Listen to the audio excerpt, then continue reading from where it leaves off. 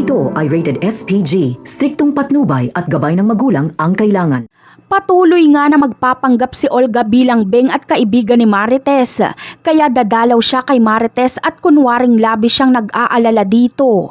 Ngunit lingid sa kaalaman ni Olga ay makikita siya ng espiya ni Ramon, kaya mapag-aalaman ni Ramon na magkaibigan pala itong si Olga at Marites. Dito ay magdududa na si Ramon kay Olga. Tama kasi si Ramon na delikadong tao itong si Olga, kaya panganib ito para kay Marites. At ang ipinagtataka pa ni Ramon ay kung bakit sinekreto ni Olga na matagal na pala itong may ugnayan kay Marites. Pasekreto lang ang pag-iimbestiga ni Ramon hanggang sa unti-unti niyang matutuklasan na pinapaikot lang pala siya ni Olga at impostor ang kanyang anak. Samantala, kahit makalabas na si Marites sa ospital ay hindi pa rin matatapos ang problema ng pamilya Dimagiba dahil makukulong si Santino. Kay Santino ibibintang ang pagkamatay ni Coach Gary at siya pa ang pagbibintangang nagnakaw ng pera.